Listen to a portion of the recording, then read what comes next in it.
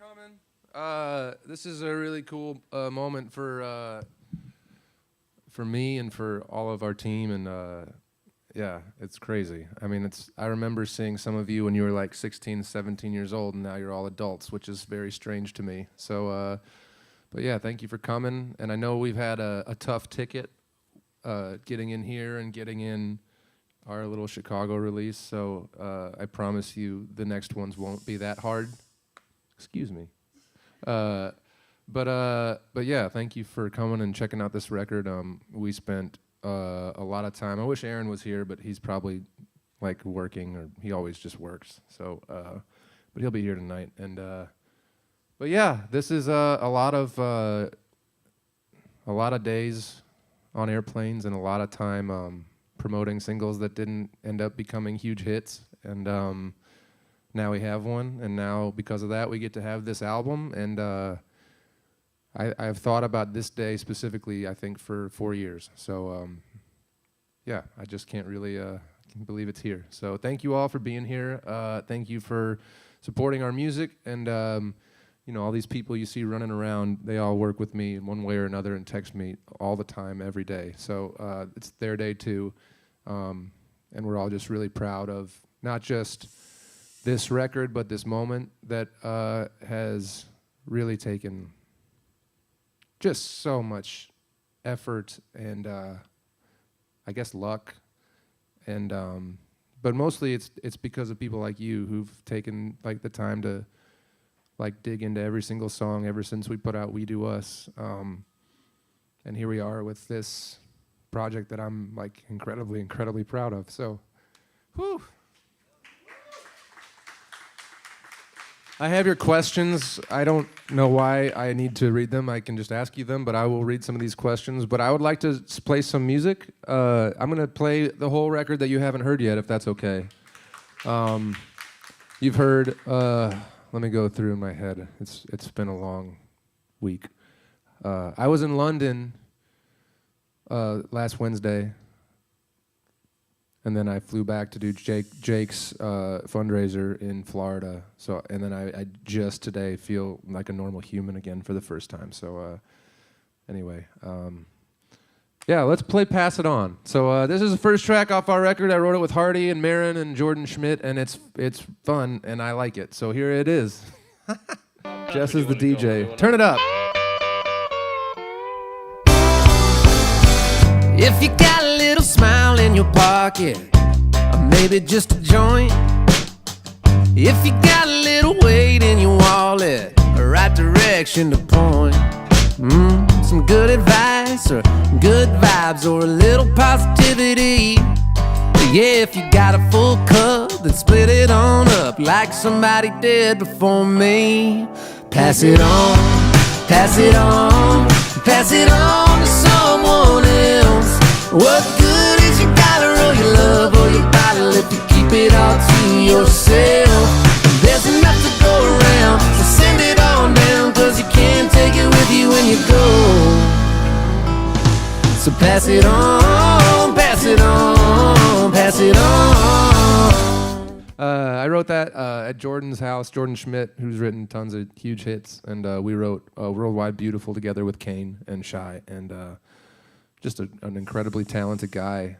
And we had Michael there and Marin, and the intent was, I mean, Marin, I think we got pretty drunk one night and came up with the title, and the idea was to write for her record. It's generally what we do when we're writing together, is write for her stuff, and we did. We wrote a lot of songs for her new record that's someday will come out. And but then this one felt like, I don't know, in the room, she just was like, this feels like a guy song. And so Michael sang the demo, and then somehow it fell to me, who I would say is the third guy in the room, to put it out. But I was like, hey, this is exactly what I need to kick my thing off. And it was cool to, like, if you listen to like the guitars, most of the guitars are Derek Wells. He's been a really close friend for a really long time and played on most of my records. And then that George Harrison solo in there, I think, is pretty fun. So I was pretty proud of the way that recording turned out. And yeah, I mean, I think that starting an album off these days with unabashed positivity is pretty. There's nothing important about my album. It's just that was important to me. So, yeah, just to be like, you know what? It's been a long 2 years, and so let's spread some love. And I hope that that song does that. And but let's move on to Coast. You don't know that one. I will talk about it. We don't have to play it. But Coast, the title track for this record is Pelago, and all the press that we've done, all the press that we've done for this thing, the first question they ask is, what does that mean? And this is the little album with the weird name. And but when we were writing Coast, I needed a word that rhymed with Chicago for the chorus, right? I mean, not a whole lot of options there. So I used this word as a placeholder thinking I made it up. And it turns out I did not make it up, but it meant exactly what I thought it meant in another language. It means open sea or overwhelming passion in either Italian or Latin. And not a whole lot of country records with Italian names or Latin names and whatever. I truly, if I'm saying it wrong or whatever, I'm totally like twisting it for my own needs in this moment. But I thought, like, what an umbrella for these songs to live under, because, I mean, you've obviously seen, like, Coast and June, July, August. There's, like, a lot of water songs and feel-good summer tunes on this record. And there's also, like, a relationship arc. If you listen to the sequencing on Friday when it all comes out, you'll see, like, the beginning is this infatuation, and then they get together, and then they fall apart. And it wasn't, like, a concept thing I had in mind. It's just sort of how it worked out. And I thought it was really cool, though, to have this title that's super weird that people have to ask me about, which is just good marketing, in my opinion. And and second of all, it's just like, man, those two things are exactly what all of these songs are. They're either this. I grew up on a lake in Michigan, and has been a part of my life forever, and we've always like gone to spring break at like Fort Walton Beach in Florida, and it's such like an American story to like go to the Gulf or go somewhere. So like it's universal, but it's really specific to me. But the album, just those two meanings, felt like, man, that's the perfect umbrella. And I had sent it to Aaron and said, what about this? Actually, I have this. Anybody seen Google Us? You guys have. Anybody seen the Google Us band in Chicago? It's horrible. Sorry. It's a nightmare, but they asked me, what is a Pelago? And they were joking, but I said, it's the name of my album. I was like, actually, that would be a great name for an album. And it's also cool to be like, we started with Panorama, then we did Platonic, and now we're doing Pelago. And I don't know what the weird P words are, but here we are. Moving on to track. So you know Coast, you know Chasing, you know June, July, August. Track 5. I wrote this with Aaron. Aaron's all over this. This guy. Aaron S. But I wrote this song with Aaron and Joe Clemens on Zoom when everything was weird. But this song, I was asleep one night and I woke up wide awake at like midnight because I go to bed early now because I have a baby. But I woke up and I just, for whatever reason, like the front of my brain just had Palm Trees in Ohio written on it. And I wrote it down on my phone, and then I woke up and we had to write that day at 10 or whatever. And I said, I got this idea called Palm Trees in Ohio. And I have no idea what it means or why that fell into my brain. But to me, this is like my Diamonds Are Twined 2. It's like the smarter version of it. And this is actually Aaron's, he would like for me to tell you, this is his favorite recording on this record. So I just, and like no one's recording, but like subtle dig at Ohio, which, sorry if you're from there. I'm from Michigan, so it doesn't mean too much, but yeah, this is my song that I just, it's not a tempo, it's not a ballad, it just feels like something that needed to be a part of it. So here's Palm Trees in Ohio after 5 minutes of talking. Here's some actual music.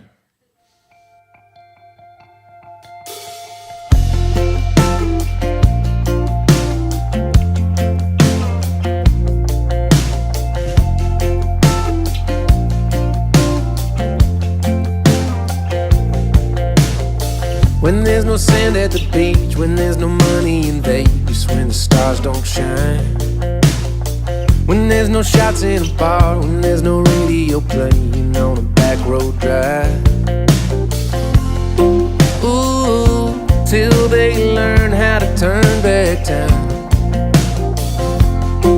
Ooh, I'll be yours and you'll be mine till there's palm trees in Ohio, no traffic in LA, no snow in Colorado, no cold beer on a Saturday. When the Great Lakes run out of water, when the sky stops turning blue, that's when I'm gonna stop loving you.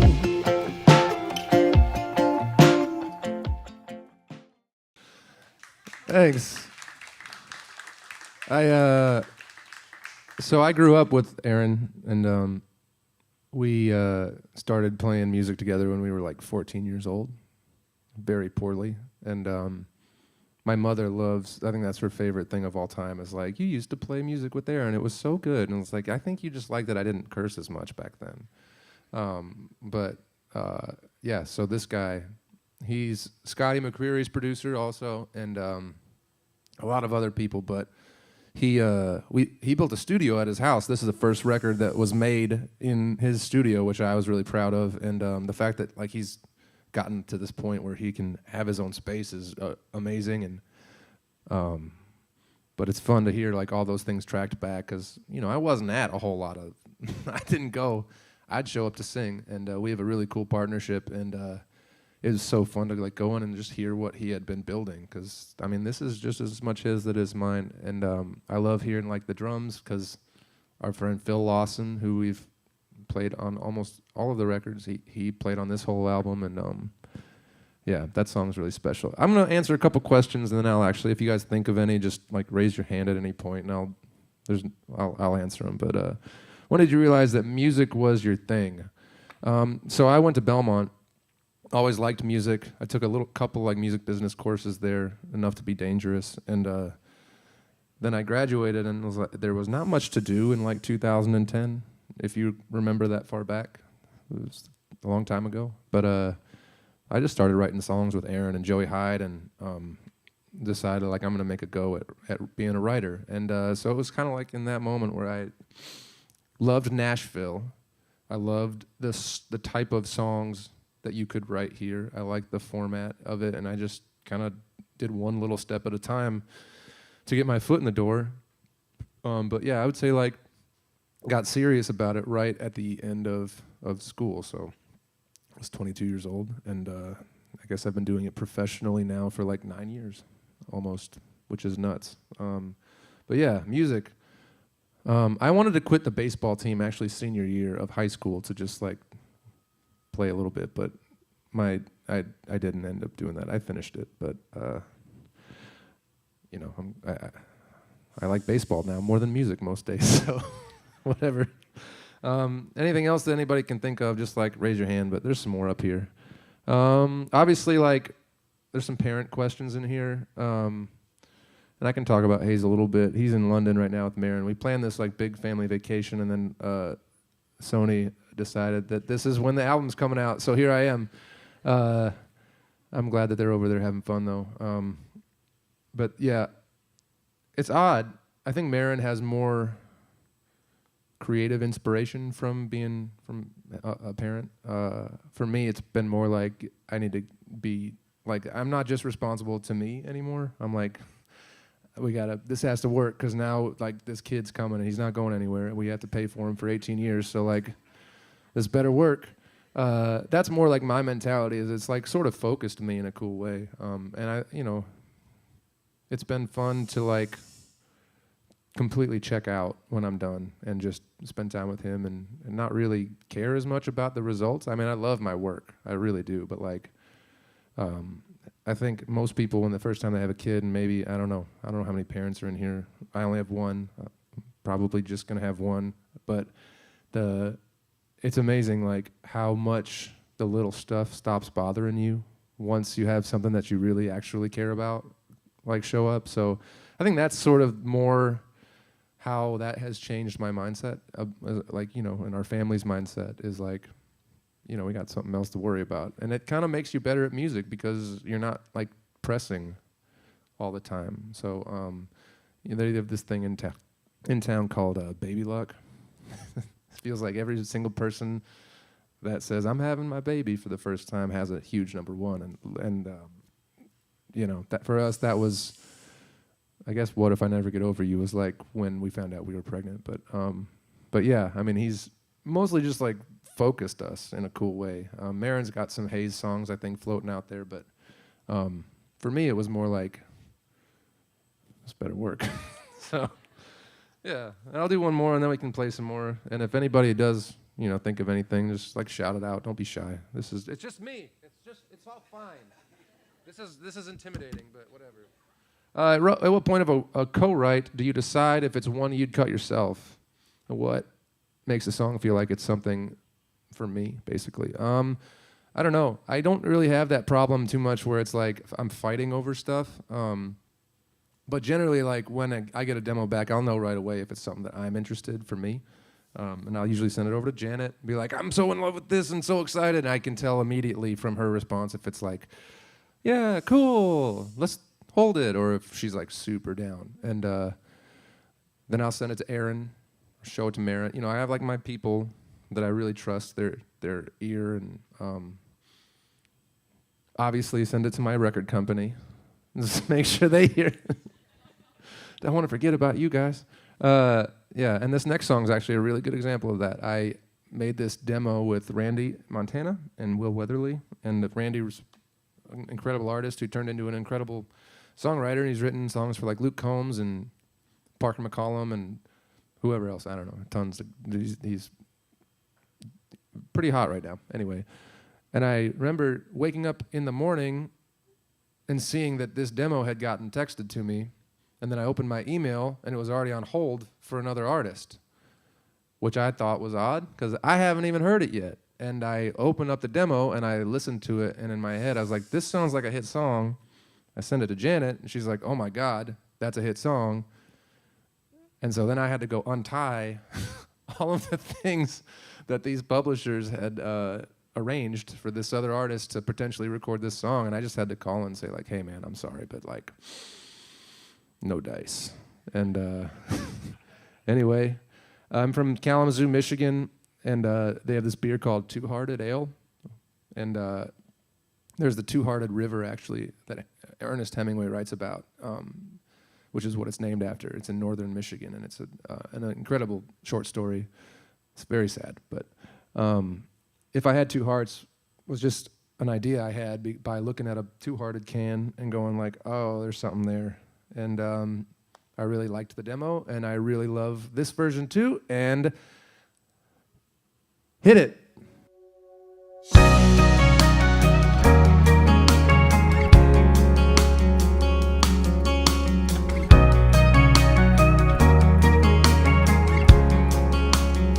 How can you make it look so easy, leaving like you did? How am I supposed to move on with you gone like this? They tell me I should stitch it back up and give it away to somebody new, but it don't work that way, 'cause you only get one true love, girl, and that was you. If I had two hearts, one wouldn't be broken. If I had two hearts, one would still be mine. On my sleeve, out in the open, oh, and someday I'd be fine. But if I had one more to give you, baby, I know what I'd do. Oh, I'd let you break that one too. Right into. Thank you. Shannon wants to know, what is the easiest song to write or my favorite that I wrote for the record? I didn't write 2 songs on this record, and they were definitely my favorites to write. That was way easier than actually having to do it. When people just send you stuff and you're like, yeah, that's it. I like it. That's way better than just sitting there trying to do it. But my favorites to write, the easiest was Palm Trees, because that's just a trick that we've done for years and years in Nashville, and this is just my version of it. And let's see, I think the hardest the hardest to write. Like June, July, August, nope. Coast took 4 months to write. So I would say that was the hardest because I liked the track, and sometimes it just takes that long. Michigan for the Winter took like 4 months to like starting and stopping to finish. So sometimes they're quick. I wrote I'll Be the Moon in an hour and 5 minutes with Heather Morgan and Matt Dragstrom, and then I wrote Coast and Michigan for the Winter over the course of 4 months. So I don't know. It's just different every single time. But when you know it's special, you want it to be really, really good, and you want to make sure that like it, you know, that's not normal. But to have it take that long, but I think Coast was the hardest. And I think it's the one I'm like most satisfied with, because like the second verse is my favorite thing I've ever written. It's like the movie Almost Famous, but on a beach. And I don't know, I just thought it was super clever, and it's probably too clever. It's like kind of over my own head sometimes a little bit, but I don't know. Can we play Tab? This is just my song Tab with my name on it, and I just want to play it because it leads so well into the next song.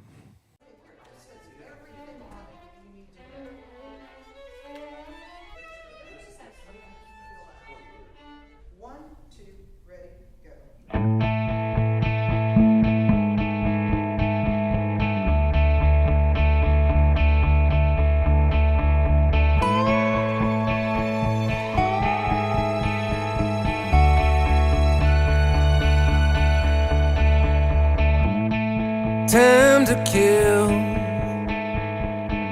nowhere to be. So I walk to the bar down the street. Just one drink and I don't feel nothing. Bartender asks if I need something.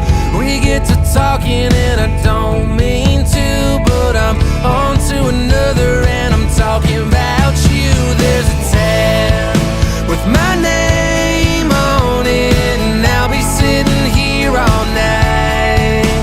TV with the game on it, and jukebox playing songs that I like.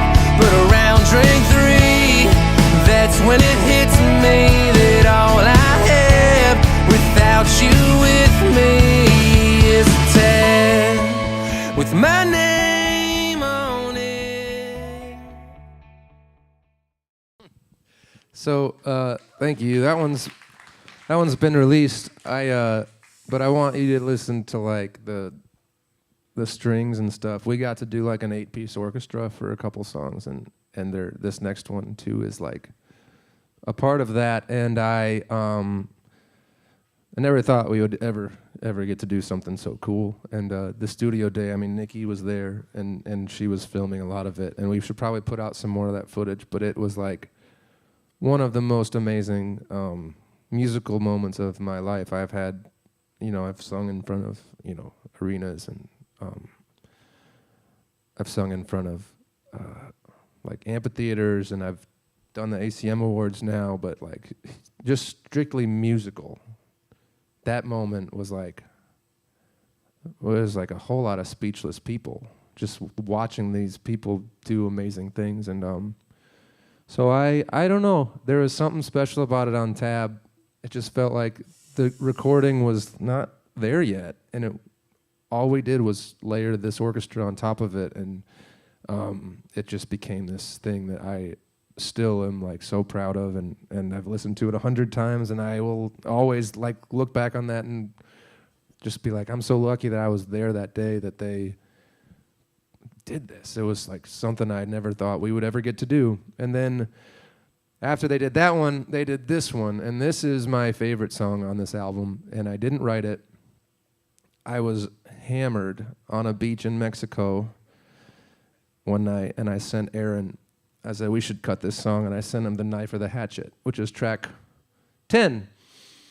And he goes, that's cool, man. And he, without even responding, just sent me this song. And I was, Maren had already gone to sleep. She was done. I was continuing on with my evening. And I was just sitting there on the beach listening to this song. I was like, I'm either like kind of hammered or really happy or this is just really good. And I listened to it like 10 times, and it's a guy named Troy Cartwright singing the demo. And if you know Troy, he's like one of the best singers you'll ever hear. And I texted Troy either that night or the next morning. It doesn't really matter. It's all a little fuzzy. And I said, buddy, if you don't record this, somebody else will. And it might be me, and I need to know that you would be okay with that. And he, to his credit, just said, yeah, man, it would be awesome if you recorded it and put it out. And I'm very thankful to him because he's a fantastic artist in his own right. He could have said no, and I would have totally listened to this song 100 more times with his voice on it when it came out. But yeah, Andy Albert, Aaron Esai's Troy Cartwright, and they let me have this song, and this was the second half of that string thing, and it sort of leads into it. It felt like such a great little natural progression on this record. So this is their song that I was lucky enough to get to sing, called "What Are You Drinking?" And we definitely saved this for like Friday, because I was like, do not put this out early.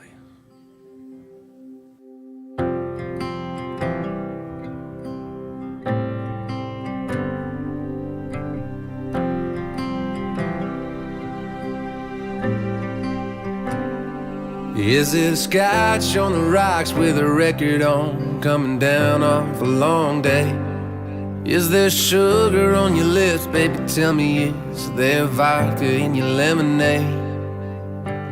Ooh, it's been a little while since I heard from you, and I was just wondering, are you sipping on red wine?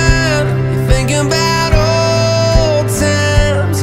Is it a straight tequila night, or be with the girls in a downtown dive? Are you raising up champagne? Is there a tear in your Tanqueray? Are you heartbroken? Are you doing fine? I wanna know, what are you drinking tonight?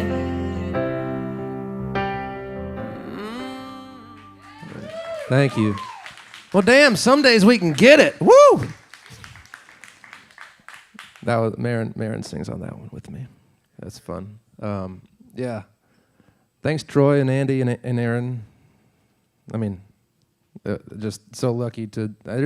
I'm a writer. I don't need anyone to know anything else about me as a writer. Everybody knows I do that, but it's cool to have some just beautiful songs that other people wrote, and thankful that they let me sing them. Somebody told me that I wrote that I had the most interesting titles they'd ever seen on a record, and it was someone at the record company. I think it was Josh Eastler at Arista. Like, that's the most interesting titles I've ever seen in my life. And you read down and you're like, yeah, it gets kind of weird at the end, doesn't it? It looks like a murder scene. But this song I wrote with a couple, Shane and Matt, Megan and Aaron, and it's called Hell is an Island. Here you go. There's nothing you need to know. It's just one of my favorite songs. I like sad songs that sound happy. Here you go.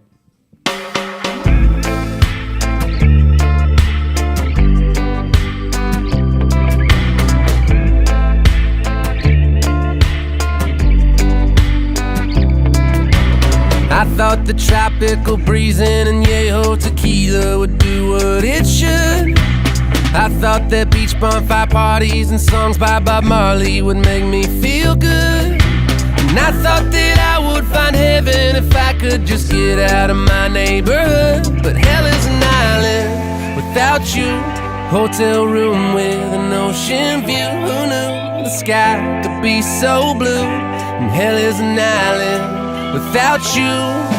Hey. I thought it wouldn't be the same down here, so I got me a ticket on a plane down here. Yeah, I thought I'd be better if I came down here, but I ain't any better, I'm just down here. Yeah, the breeze and the waves and the sand ain't doing it for me, and this drink in my hand ain't doing shit for me. Who knew the sky'd be blue and the sun would be shining? Hell is an island. Who knew hell is an island? Cool. I'm going to answer more questions. Favorite song you have written and recorded versus one you wrote for another artist and recorded? I loved Platonic when it came out. I thought I was like the new Bruce Springsteen when that came out. It turns out I was the only one who liked it as much as I did. Thank you very much. 2 fans of that song. Yeah, I thought that, when we came out of To a T, I thought that was like my sonic lane. And it is. I mean, those songs in that project kind of all go together. Florida with a Girl, which is your favorite. Like all those things. I just love those songs so much. That's kind of my favorite thing I've done up to this point, where like, just, it was like so much my thing. So, and this is too. This album to me is like, I had an album, all right, I'm gonna go back in the vault, sorry. And if I'm ever talking too much, like, you won't do it, but feel free to be like, hey man, move the fuck on. But hell, it's my party, so whatever. I recorded an album for RCA Records, which is the same as the record company I'm still on. So Sony Music Nashville in like 2017 or 18, and it got, when Love in a Bar did not become a hit, it kind of got put to the side and then put in a drawer. And that was really hard for me, not because I liked the project that much, but because it's just a pride thing. Like, I don't like being told that my shit's not that good. And I look back on that, and I look back on my life at that moment, and I was like just coming out of some really hard personal stuff, and I had just started dating Marin, and just was like not even me, right? And like this stuff that I'm talking about is like I don't even know what this. I can't wait to like listen. I don't want to listen to it until like I'm over this project, but I'm so thankful that this is the stamp that I get to put on my music. And if I never get to do another record, I love listening to this one. I love everything about it. I love the songs. I love everything about it. And I just am really thankful that like that one didn't happen. And it took a long time to get to this point, but at the same time, like I got to put out tons of music, just trying stuff, and I got to put out tons of like autobiographical stuff. The next thing we did after that project got shelved was Diamonds Are Twine, and just thinking about like building from that and like where that song took us, and then where Michigan for the Winter took us, and then where we had another one go to, what was the other one at the Highway? We had like 3 number ones in a row. To a T was next, and that became a top 20 song, and it wasn't a number 1 hit or whatever, but it was a platinum record, and it just was slow. And it, you know, some people are Marin, and they take off immediately, right? Not a lot. If it was that easy, everyone would do it. But most people aren't touched by God when they sing, so I don't know. But for us, it took a second, and it's just a testament to like sometimes things aren't. It's not a no. It's just a right now, not right now. And I still got to write songs for other people, which is something that I cherish. I love that part about what I get to do, not just from a like I need to make a living standpoint, but like it's so creatively fulfilling for me to like chase that down. It's like a little game you play in your head, and it's another outlet to be 100% creative, where like, hate to break it to you, but like what I'm doing right now and being Ryan Hurd the artist is like 95% not creative. It's like mostly riding on an airplane that you don't want to be on.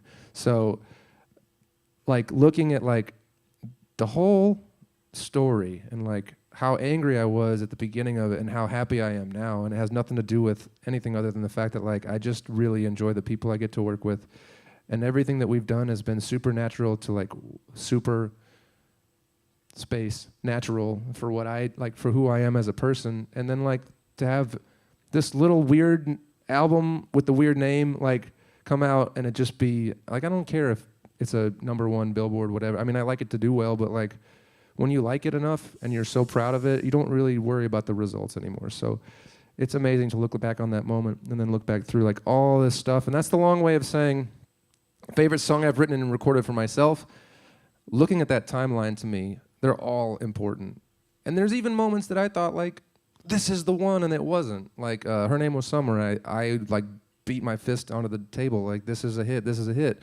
And maybe it would have been, but it wasn't a hit for me, you know? Like, they look at the computer voodoo, whatever the hell you guys look at over there, and they're like, nah, man, it's not going to be this. And so you got to be a little more patient, a little more patient, a little more patient. And then this behemoth of a song with my wife comes out, and it's bigger than any of us ever expected it to be, and it opened every single door, and finally things just got just a little easy. Not easy, but just a little easier. And then I didn't even ask him, and Randy Goodman calls Janet one day and says it's time to make an album. And that's all I ever wanted. I wanted to have a gold record. We did it to a T, and I wanted to put out albums, and we finally get to do that, and I'm really proud of it, and I'm really thankful for it. And here we are celebrating it today, and I'm really, just thank you all for coming, too. And so the second half of that question is obsolete. Sorry. Here's a song I wrote with Laura and Jimmy. They wrote The Bones with Marin and a lot of other songs with her. And Jimmy's been bothering me for 5 years to record a song that I wrote with him. And so I recorded this song just to get him off my back. I'm just kidding. But at the end, label people, put your fingers in your ears. But at the end of this, they said, you can do 10 songs.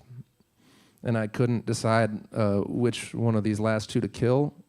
So I just told Janet to go figure it out with them. And thank you, Janet. So yeah, thank you, Sony, for letting me do 11 songs instead of 10. I have no idea why that arbitrary number is what it is, but I'm thankful for both of these songs ending the record. Nobody ends a record with like two of the biggest bummers of all time, but I did. And I wrote this song with Jimmy and Laura, and I just had the title, and I liked the wordplay, and I, you know, here we go. That's enough talking.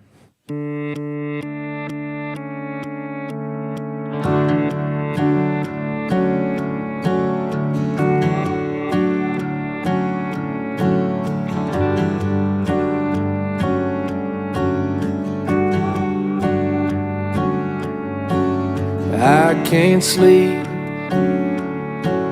you can't either, but I'm pretty sure the answer that we're looking for ain't written on the ceiling. I know what's wrong, and you do too. The difference is I don't wanna live like this, and baby, if you do, say the word, don't look back, make it hurt. You owe me that. Say what's been unspoken, or break up or staying broken ain't something I can do anymore. So all I ask is twist the knife or bury the hatchet.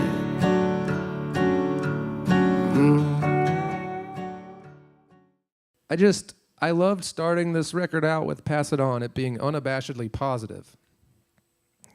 And I like ending it with this song because I feel like when you read the title, it says, I never said I'm sorry. I think you imagine it to be defiant. Like I didn't say I'm sorry and I'm not going to do it. But it's the exact opposite of that. And I feel like I'm going to get off my stupid soapbox after this so we can all hang out and for, I guess, another half hour. But like, or I don't actually know the time. But just feel like actually apologizing is really important and not apologizing just to I don't know. I think when you hear this song, you'll get what I'm saying. But like, saying you're sorry and actually meaning it is really something that I have has always been really important to me, and that's what this song is about. And it's yeah, I thought it was the way that we needed to cap off the whole record. And if people ever get that far, hopefully they like it. This is I Never Said I'm Sorry, and then you know, there's that backdrop with my name on it and whatnot, and maybe we can take a couple photos over there. Cool? Everybody happy? Cool.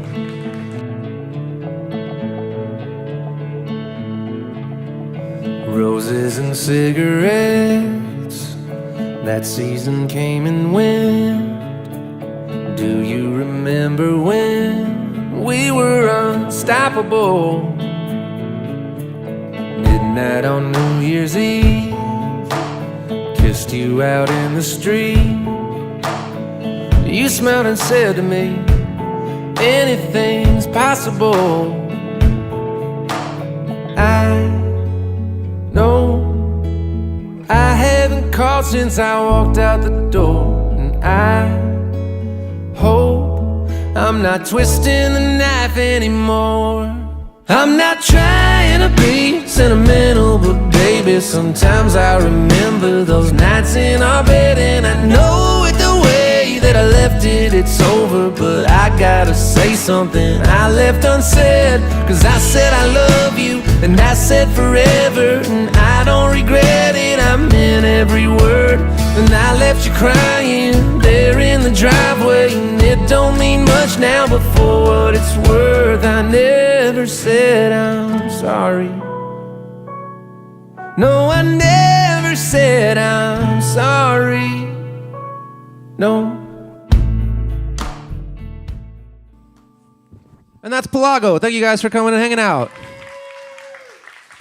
Appreciate it. Let's go take some photos and